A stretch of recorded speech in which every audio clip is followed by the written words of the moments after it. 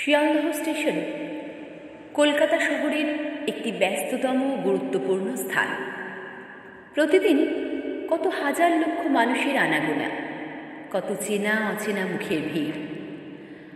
আমাদের আজকের কাহিনীর সূত্রপাত এই শিয়ালদহ স্টেশন থেকেই। রণজয়বাবু তার স্ত্রী সীমাদেবীকে নিয়ে দার্জিলিং বেড়াতে যান তাদের 25তম বিবাহবার্ষিকী উপলক্ষে। কিন্তু ফেরার পথে তার স্ত্রী হয়ে যান হঠাৎ নিখোঁজ এই শিয়ালদহ স্টেশন থেকে, যাকে আমরা বলি মিসিং।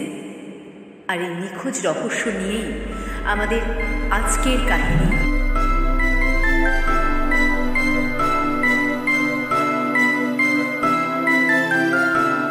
কি বিপদ বলতো! হ্যাঁ, এই 58 বছর বয়সে যদি কারো বউ হারিয়ে যায়, তার মাথা ঠিক থাকে? আরে দাদা, তোমার মাথাটা তো ঠান্ডা রাখতে হবে, কারণ তোমার তো হাই প্রেশার। তুমি থানায় গিয়েছিলে? পুলিশ কি বলছে? আরে পুলিশ আর কি বলবে, ওই দেখি কি করা যায়। এই শোন, তুই আমায় কয়েকটা ঘুমের ওষুধ দে তো। আমি তোমার ভাই হতে পারি, কিন্তু আমি তো ডাক্তার। এরম দুমদাম করে কি করে তোমায় ঘুমের ওষুধ দিই বলো তো? ওই আবার কে এলো? এই শোন, আমি তোকে একটু পরে রিং ব্যাক করছি। হ্যাঁ আচ্ছা, ঠিক আছে ঠিক আছে। আরে আসছি। হ্যাঁ বলুন। আমি থানা থেকে আসছি। ও আচ্ছা, হ্যাঁ বলুন। আপনিই তো রণজয় দত্ত? হ্যাঁ, আমি রণজয় দত্ত। আচ্ছা, আপনি গতকাল একটা মিসিং ডায়েরি করেছিলেন। হ্যাঁ, গতকাল দার্জিলিং থেকে ফেরার সময় শিয়ালদা স্টেশন থেকে আমার স্ত্রী হঠাৎ নিখোঁজ হয়ে যায়। আমরা একসাথেই ট্রেন থেকে নামলাম। তারপরে স্টেশনের বাইরে যখন ট্যাক্সি ধরতে যাই, হঠাৎ দেখি ও আর নেই। কোথায় যে গেল! আপনি ওপরে আসুন না, আসুন। হ্যাঁ চলুন।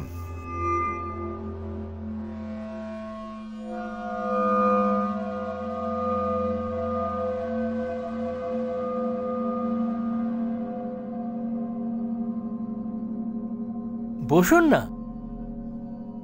রণজয় বাবু, আপনি তো খুব লাকি। কেন? আপনার স্ত্রীকে পাওয়া গেছে। পাওয়া গেছে? কোথায়? অ্যাকচুয়ালি কি জানেন, ওনার লস অফ মেমরি হয়েছিল।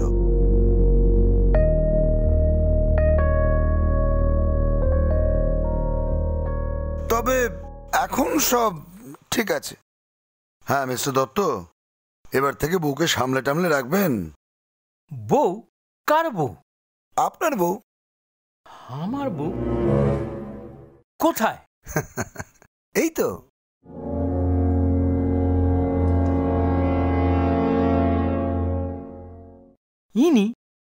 ইনি আমার বউ? কি মুশকিল, নিজের স্ত্রীকে চিনতে পারছেন না?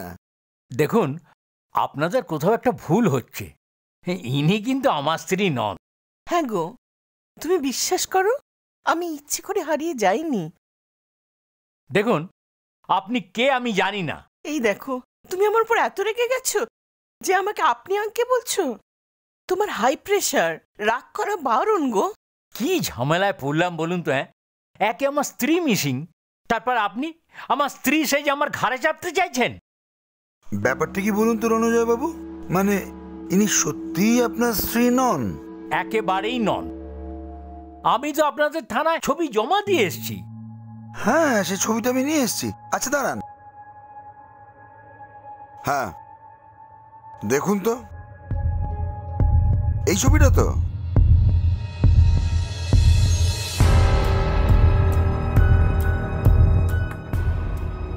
কি রণজয় বাবু, মানে এই ছবিটা ওনারই তো? হ্যাঁ, ছবিটা তো এনারই। তাহলে এটাই যে এই ছবি আমি থানায় জমা দিইনি। আমি থানায় জমা দিয়েছি আমার স্ত্রী সীমা দত্তের। তুমি এসব কি বলছো? আমি তো সীমা দত্ত, আমি তো তোমার ওয়াইফ। দেখুন ইন্সপেক্টর, আপনাদের কোথাও একটা মিস্টেক হচ্ছে। আপনারা বোধহয় ভুল ছবি আইডেন্টিফাই করেছেন। হতে পারে, আমাদের মিস্টেক হতেই পারে। তবে মিস্টার দত্ত, আপনার ওয়াইফ কেন মিথ্যে কথা বলবেন? কে আমার ওয়াইফ? ইনি হয় একজন পাগল আর না হলো একজন ফ্রড। আমার মিসিং ওয়াইফের ইনফরমেশন জোগাড় করে উনি আমাকে ফাঁসানোর চেষ্টা করছেন। শোনো না, তুমি এভাবে কেন রেগে যাচ্ছ বলো তো? আমার তো লস অফ মেমোরি হয়েছিল। দেখুন, আপনি যেই হয়ে থাকুন না কেন, আপনি আমাকে বোকা বানানোর চেষ্টা করবেন না। আচ্ছা মিস্টার দত্ত, আপনি প্রমাণ করতে পারবেন ইনি আপনার ওয়াইফ নন? উনি প্রমাণ করতে পারবেন যে উনি আমার ওয়াইফ? দেখুন ইন্সপেক্টর, হ্যাঁটা প্রমাণ করতে হয়, নাটা নয়। আচ্ছা, ওনার কাছে যে ভোটার আইডি কার্ড, আধার কার্ড সব ছিল জার্নি করার সময়, উনি সেগুলো দেখাতে পারবেন? আসলে সমস্যাটা কি বলতো, সেদিন যখন শিয়ালদা স্টেশনে আমি হারিয়ে গেলাম, আমার কাছে যে ব্যাগটা ছিল যার মধ্যে ওই ভোটার কার্ড, আইডি এগুলো সব ছিল, সেটাও না সেদিন খোয়া গেছে। বাহ, নতুন প্লট, নতুন গল্প। একে আমি অশান্তিতে ভুগছি, তারপরে আবার এই নতুন বিপদ। ছেড়ে দিন ইন্সপেক্টর, উনি যখন আমাকে চিনতেই অস্বীকার করছেন, তাহলে আমি এখান থেকে চলে যাই, সেটাই ভালো হবে। দেখি নিজের ব্যবস্থা নিজেই করতে পারি কিনা। That's better. আপনি এখন আসুন। এক মিনিট। সীমা দেবী, আপনাকে তো আমি এইভাবে যেতে দিতে পারি না। না মানে কেসটা তো এখনো ওপেন আছে। কোনো কনক্লুশনে কোথায় এলাম? রিপোর্টে কি লিখবো মিস্টার দত্ত? মানেটা কি? মানে হচ্ছে এটাই যে ওনার সীমা দেবী না হওয়ার প্রমাণটা আপনাকে দিতে হবে। ওকে, আমি আমার মেয়েকে ডেকে পাঠাচ্ছি। ওর শ্বশুরবাড়ি কাছেই, কালকে রাতেও এখানে ছিল, আজ সকালে ফিরেছে। ওকে ডিস্টার্ব করার আমার কোনো ইচ্ছে ছিল না, কিন্তু না না, মামুনিকে আবার এসবের মধ্যে জড়ানোর কি দরকার? বাহ, মেয়ের ডাক নামটাও জেনে এসছেন দেখছি। হ্যাঁ, প্রপার প্ল্যানিং। এক মিনিট।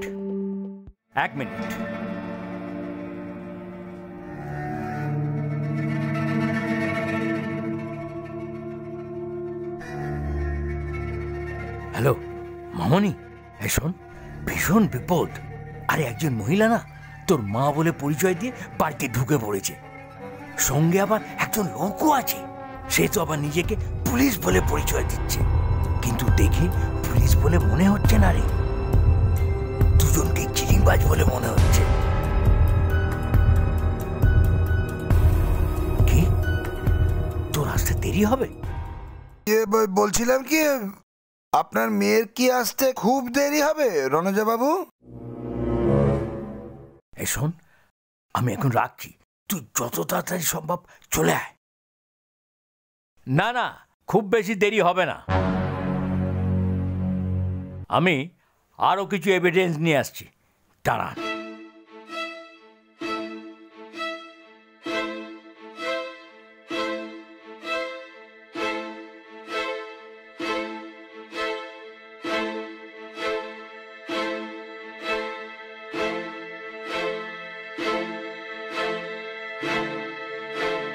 এই তো পেয়ে গেছি।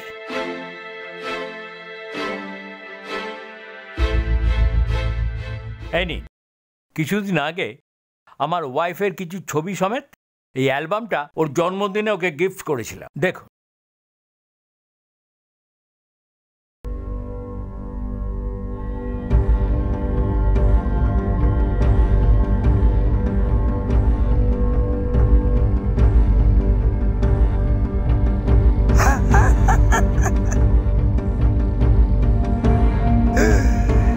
কি রসিকতা মিস্টার দত্ত, এ তো এনারই ছবি। কি যাতা বলছেন? হ্যাঁ, এ দেখুন না, এই নিন।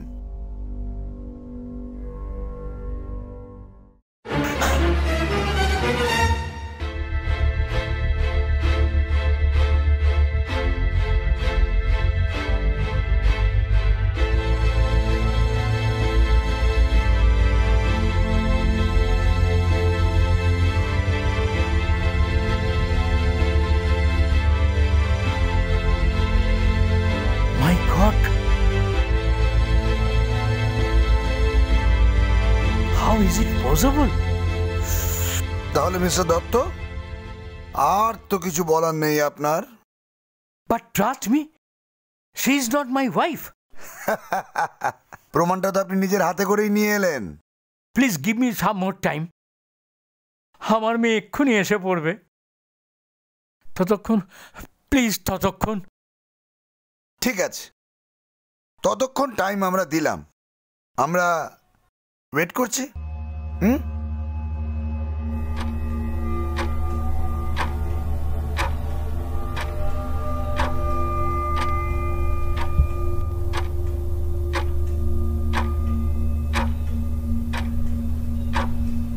মিস্টার দত্ত, অনেক বেলা হলো।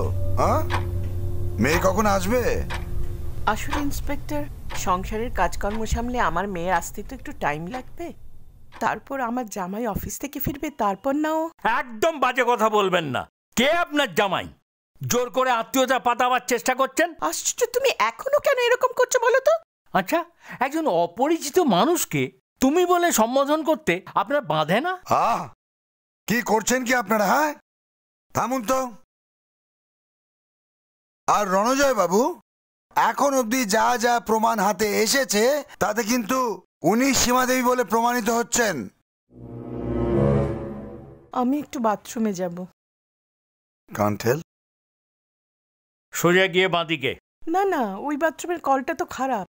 আমি বরং ওপরের বাথরুমটাতে যাই। আরে,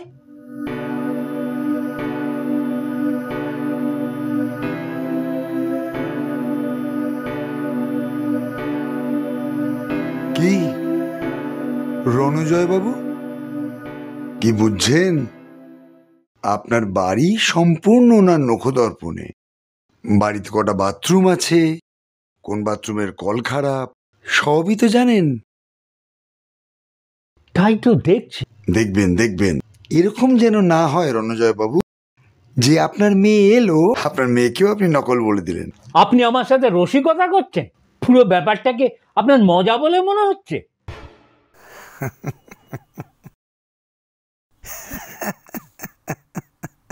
বিশ্বাস করুন, উনি যে কোত্থেকে এত ইনফরমেশন জোগাড় করেছেন আমি কিচ্ছু জানি না। বিশ্বাস করতে পারছি না, কারণ সমস্ত প্রমাণ আপনার বিরুদ্ধে যাচ্ছে। আমার মেয়েকে আসতে দিন। কিন্তু আর কখন আসবে? আপনি একটা কাজ করুন রণজয় বাবু, আপনার মেয়েকে আপনি একটা ফোন করুন। বাবা,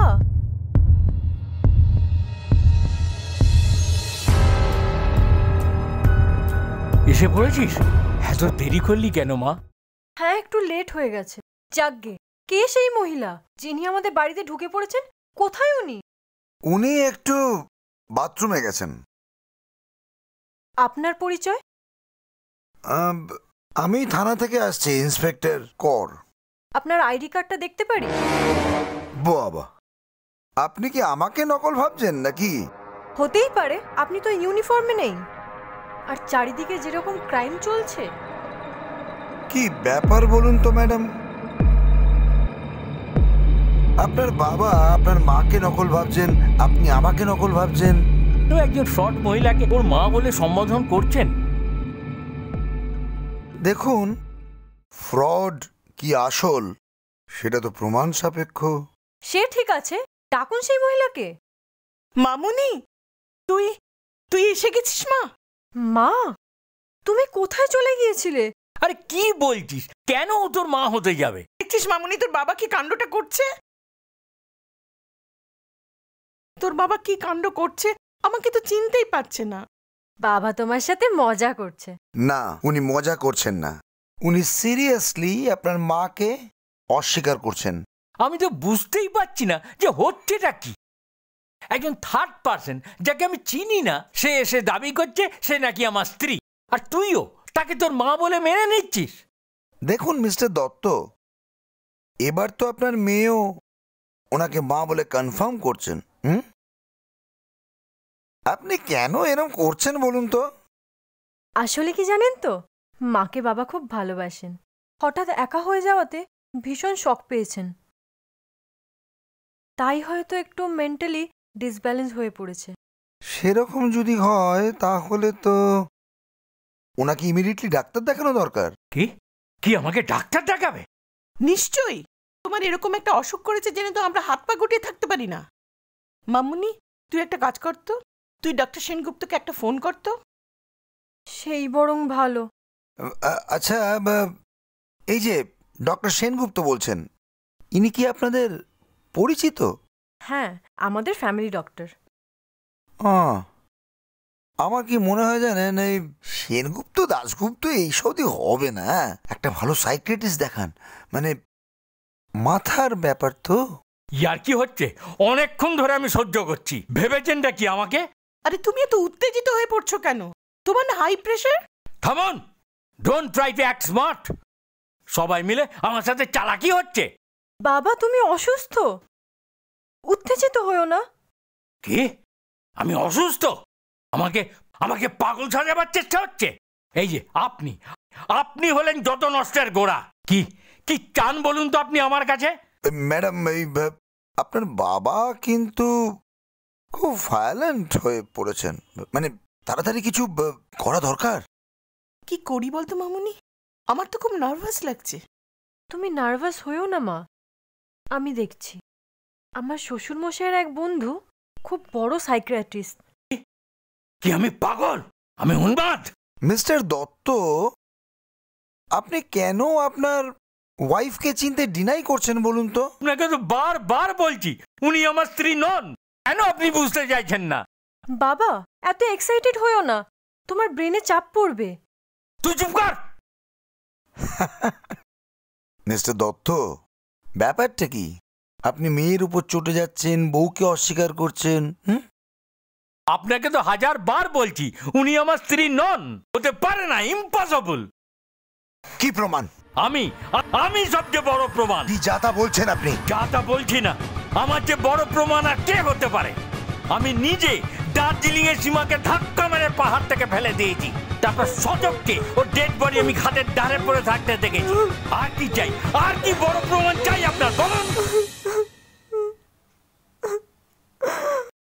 ওয়েল,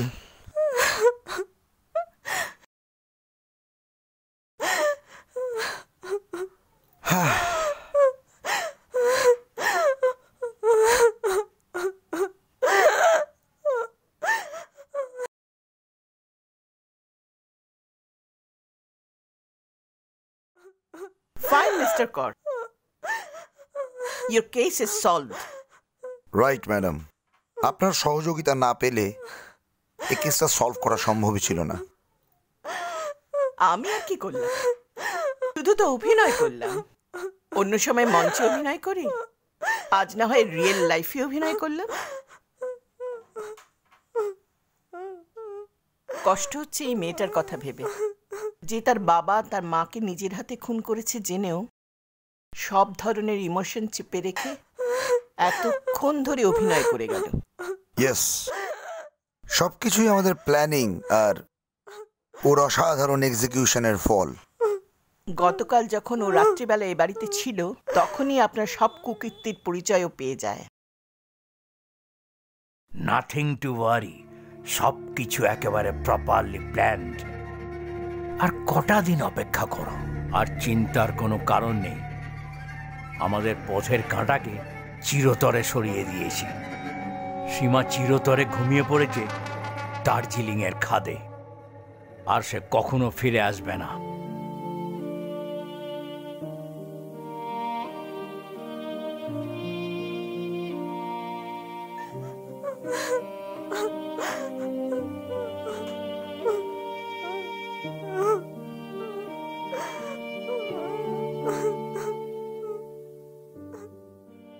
আমার মেয়ে যে আমাকে ধরিয়ে দেবে আমি এক্সপেক্টই করতে পারিনি। ঠিক তেমনি ভাবে আপনার মেয়েও কিন্তু এক্সপেক্ট করতে পারেনি যে ওর মাকে আপনি মার্ডার করবেন। মিস্টার দত্ত, চলুন এবার আপনাকে আপনার নতুন ঠিকানায় নিয়ে যাই। বুঝতেই পারছেন, ডিউটি বলে কথা।